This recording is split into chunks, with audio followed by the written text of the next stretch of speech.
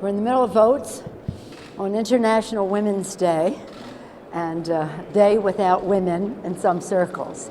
But as we observe all of that, in a few moments, we'll be coming together, Democrats and Republicans, to observe the 100th anniversary of the election of the first woman to the swearing in of the first woman in Congress, Jeannette Rankin from Montana, a Republican, as a matter of fact, in 1917. So that's our bipartisanship for the day. Unfortunately, that does not run over into the consideration of the Affordable Care Act.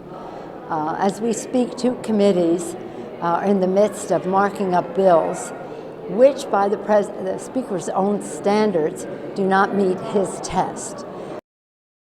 What is it that the Republicans want to hide now? Is it the number of people who will lose their insurance? Is it 5, 10, 15, or 20 million people? Those are the estimates that we have heard. We had nobody say that no one, as President Trump has said, would lose their coverage. What does it mean to seniors? Seniors on Medicare, the solvency of Medicare. What does it mean to those on Medicaid?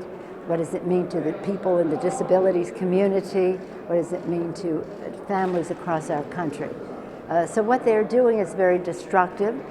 It represents a reverse Robin Hood. It represents the biggest shift of money and benefits to the wealthiest people in our country, the top 1%, at the cost of working families in our country. Speaker and I talked about having evidence-based decision-making. This is decision-making without the facts, without the evidence, afraid of the facts, afraid of the evidence.